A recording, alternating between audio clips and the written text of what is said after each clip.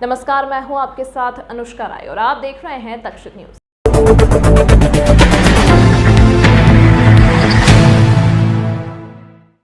Indore crime branch police ने बड़ी कार्रवाई करते हुए हरियाणा रोहतक के एक सुपारी किलर को गिरफ्तार किया है। आरोपी के पास 2 पिस्टल और 26 जिंदा कारतूस बरामद किए गए हैं। आरोपी राहुल जाट पंजाब हरियाणा रोहतक का एक शार्प शूटर है।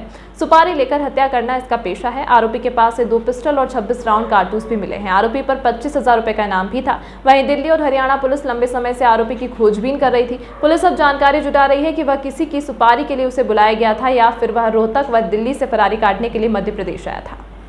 हमको मुखबिर से सूचना मिली थी कि यहाँ पर एक घर में जो है एक हरियाणा का गैंगस्टर राहुल राठौर यहाँ पे छुपा हुआ है और किसी वारदात की नीयत से जो है यहाँ पे रुका हुआ है। तो उसके संबंध में तस्दीक करी गई, उसको पकड़ा गया है। उससे 2 पिस्टल और करीब 26 राउंड बरामद किए गए हैं और ये व्यक्ति वर्तमान में दिल्ली और से 302 में फरार है मर्डर के केस में। इसी तरह हरियाणा से भी वो जो है एक रोहतक से एक मर्डर के केस में फरार है और एक और हरियाणा के एक और ज़िले से 307 के केस में फरार है। तो ये इस पर लगभग 25,000 रुपये का इनाम भी है वहाँ की पुलिस द्वारा किया गया है और ये जो है यहाँ पर रुका हुआ था और यहाँ के जिन लोगों के संपर्क में था उन सब उस संबंध में हम विवेचना कर रहे हैं और ये किस वारदात की नीयत से यहाँ पर आया हुआ था, इसको किस प्रयोजन से यहाँ बुलाया गया था, वो सब इसमें पूछताछ के विषय है। पूछताछ चल रही है और जो है उस संबंध में जो है आगे हम और उसमें अग्रिम कार्रवाई करेंगे। इसमें काफ़ी अपराध हैं, अभी वर्तमान में 3 अपराध में तो ये फरारी है।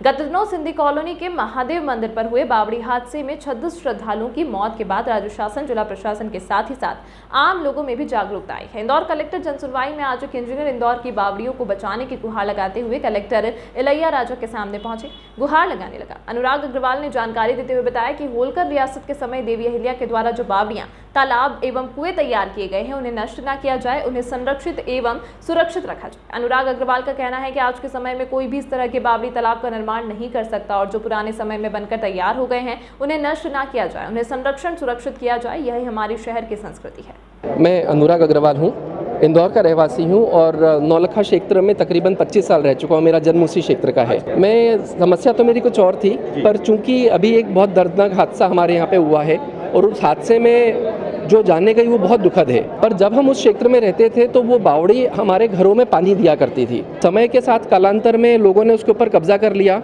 और उसमें उसको ढक के उसके ऊपर मंदिर बना के कब्जा करके जो भी कार्य किए गए वो सारे बहुत गलत थे। परंतु मेरा ये मानना है कि कभी भी कोई वाटर बॉडी या बावड़ी कभी शापित नहीं हो सकती, क्योंकि उसने हजारों लोगों को जीवन दिया है। और दिल्ली में ऐसे कई मॉडल है जिसके अंदर तकरीबन ख़त्म हो चुकी बावड़ियों को बड़े अच्छे आर्किटेक्ट्स की मदद से रिवाइव किया गया है और उनको सुरक्षित कर दिया गया है। जैसे उग्रसेन की बावड़ी नाम की एक जगह हुआ करती थी जिसमें सिर्फ कचरा हो गया था पूरे, वो तकरीबन 150 फीट, मैं स्वयं वहाँ गया हूँ, तकरीबन 150 फीट गहरी बावड़ी थी। पहले उसे बुरने का काम चालू किया गया था, परंतु बाद में आर्किटेक्ट्स की मदद से और इंजीनियर्स की मदद से उसे वापस खड़ा किया गया और आज वो बावड़ी वापस लोगों को पानी दे रही है। और इंदौर में ये होलकरकालीन बावड़ियाँ वापस निर्माण करना किसी के बस की बात नहीं है। हमारा ये कलेक्टर साहब को निवेदन था कि अगर किसी भी तरह से पॉसिबिलिटी हो तो इस बावड़ी को हम वापस रिवाइव करें, सुरक्षित करें, ताकि वो लोगों को वापस से जल दे सके। कलेक्टर साहब का कहना था कि उन्होंने टेक्निकल रिपोर्ट ली है और उस बावड़ी में वो क्रैक आ चुके हैं तो शायद वो अब रिवाइव ना हो सके। पर मैं खुद एक इंजीनियर हूँ, मैं ये मानता हूँ कि उसे रिवाइव किया जा सकता है। ये जहाँ हादसा हुआ, ये स्नेह नगर, पटेल नगर में जो अभी हादसा हुआ, मैं उसी बावड़ी की बात कर रहा हूँ।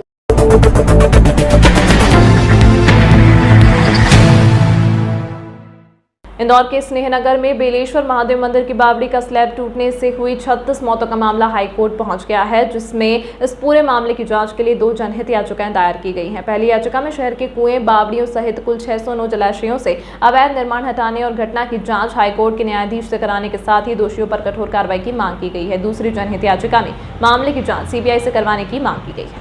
कमिश्नर का ट्रांसफर कर देने से जो दुर्घटना मृत्यु हो गई वो तो वापस आ नहीं सकते हैं। मंदिर तोड़ा इन्होंने, वो भी गलत करा। मंदिर तोड़ा, केदारनाथ हादसा हुआ था तो क्या केदारनाथ तोड़ दिया क्या? आपने, प्रशासन ने अपनी लापरवाही छुपाने के लिए मंदिर तोड़ दिया करो।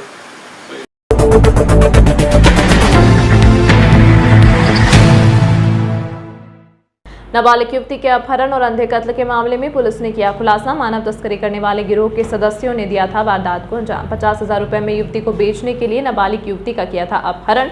25 मार्च को शिप्रा थाना क्षेत्र में रेलवे पटरी के पास पुलिस को एक नाबालिग का शव बरामद हुआ था, जिसकी पहचान पीथमपुर में रहने वाली नेहा के रूप में हुई। पुलिस जांच में पता चला कि मृतक नेहा की गुमशुदगी पीथमपुर थाने में दर्ज थी और मृतक नेहा के पड़ोस में रहने वाली महिला किरण और किरण के भाई शुभम, पिता जगदीश और मां मनोरमा ने बहला फुसलाकर नाबालिग नेहा को देवास ले जाकर बेचने का प्रयास किया था।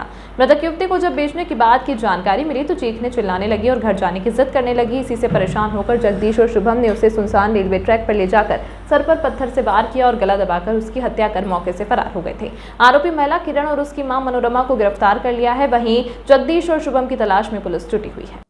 25 तारीख को पुलिस को सूचना मिली कि शिप्रा थाना में रेलवे पटरी के पास एक 12 से 13 साल की बालिका का एक शव पड़ा है, जिसको पुलिस ने जब देखा तो प्रथम दृष्टया वो एक मर्डर का केस लग रहा था। पुलिस ने इसमें काफी मेहनत करके प्रयास किया कि लड़की कौन है, तो पता लगा कि पीथमपुर में थाना क्षेत्र में इसी लड़की के ऊपर एक गुमशुदगी की रिपोर्ट कायम हुई है। पुलिस ने काफी प्रयास करने पे 100 से अधिक कैमरा को चेक किया तो ये सामने आया कि महू बस स्टेशन के पास वहां पे ये लड़की दिखाई दे रही थी जाती हुई और इसके पीछे 2 और अन्य लेडीज चल रही थी।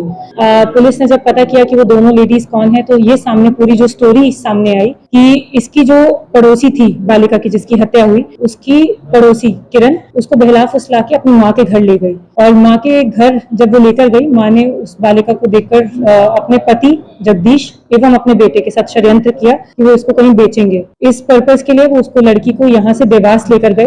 देवास में उन लोगों ने लोगों से प्रयास किया उसको बेचने का। जब वो लड़की नहीं बिकी 22 तारीख को 23 तारीख को, तो लड़की ने भी काफी शोर मचाना शुरू कर दिया। उसने भी बोला कि मुझे घर छोड़ कर आओ और ये लोग घबरा गए कि अगर अब उसको घर छोड़ कर आएंगे तो पुलिस इन पे आरोप लगाएगी और इनके ऊपर अपराध पंजीबद्ध होगा। इसी डर के कारण वो लोग इस लड़की को 24 तारीख की रात को एक सुनसान इलाके में रेलवे पटरी के पास थाना क्षेत्र शिप्रा में ले गए और वहां पे इसको पत्थर इसके ऊपर मारकर इसकी हत्या की गई। इस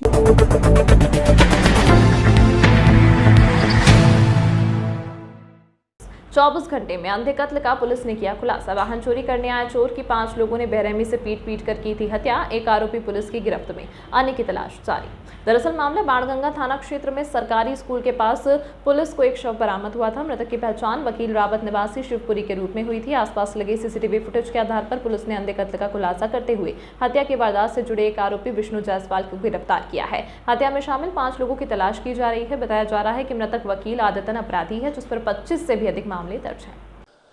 अब जब हत्या का प्रकरण कायम हो गया तो फिर पूछताछ शुरू हुई। आसपास के फुटेज देखे तो उसमें कुछ संदिग्ध लोग दिखे जो स्कूटी पे बैठकर एक लड़के को बीच में बैठा हुआ है, पीछे 2 आगे पीछे बैठे हुए हैं, हाथ में बेसबॉल रखा हुआ है। ऐसे सिलसिला शुरू हुआ। फिर पूछताछ विधवी जमान में लोगों ने बताना शुरू किया कि रात में यहाँ पे 5-6 लोगों ने एक युवक के साथ मारपीट की है और फिर मारपीट करी है। उसके बाद फिर हमने उसको डेवलप किया। फिर उसमें 6 लोगों के नाम उभर कर सामने आए। एक तो विष्णु जायसवाल, उनका लड़का रितेश उर्फ लखन जायसवाल, दीपू वर्मा, लखन वर्मा, दीपू वर्मा और अज्जू वर्मा और विक्की वर्मा और शोभित यादव। ऐसे 6 लोगों के नाम उसमें उभर के सामने आए और उसमें फिर चश्मदीद साक्षियों के बयान भी किए हमने ढूंढे साक्षी। तो उसमें यही ज्ञात हुआ कि ये व्यक्ति मृतक जो है वकील या एक रात पहले 31 और 1 की दरमियानी रात में भी चोरी के उद्देश्य से आया था। तो इसने शायद विक्की वर्मा की गाड़ी का लॉक खोल लिया था। उनके घर में किसी की नींद खुल गई तो ये भाग गया। फिर अगले दिन फिर ये दोबारा आया वहाँ पर मौके पर। जब मौके पर आया वहाँ पर तो उस वक्त बाई चांस वहाँ से विक्की और उसके 2 साथी वहाँ पर निकले तो उन्होंने देखा कि ये तो वही आदमी कल वाला। तो इसने विक्की ने उनको फ़ोन कर दिया, लखन को, जायसवाल को और शोभित को, कि जो कल जो चोर आया था और लखन भैया आपकी जो मोटरसाइकिल जिसने चुराई थी वो चोर यही है, आ जाओ। वो लोग आ गए इसको। फिर इसके सामने बाद में उन्होंने मारपीट की और जब 4-5-6 घंटे तक उसके साथ प्रताड़ित करते रहे उससे और फिर जब उसको सुबह फिर कपड़े पहना के उसको सड़क के किनारे पटक आए। जब उसकी इनको भी ये नहीं मालूम कि उसकी मृत्यु हो चुकी थी या नहीं, ये कोई नहीं कह सकता। मृत्यु हो गई हो तब भी पटका हो या वहाँ पे लेके जाके रखा हो उसके बाद उसकी मृत्यु हुई, जो भी हो। इस प्रकार इन्होंने घटनाक्रम को अंजाम दिया। जो मृतक है उसके बारे में भी जानकारी जुटाई गई है और उसका काफ़ी क्रिमिनल रिकॉर्ड है। उसके खिलाफ इंदौर में ही 13 मामले 2014 में और 16 में पंजीबद्ध हुए हैं।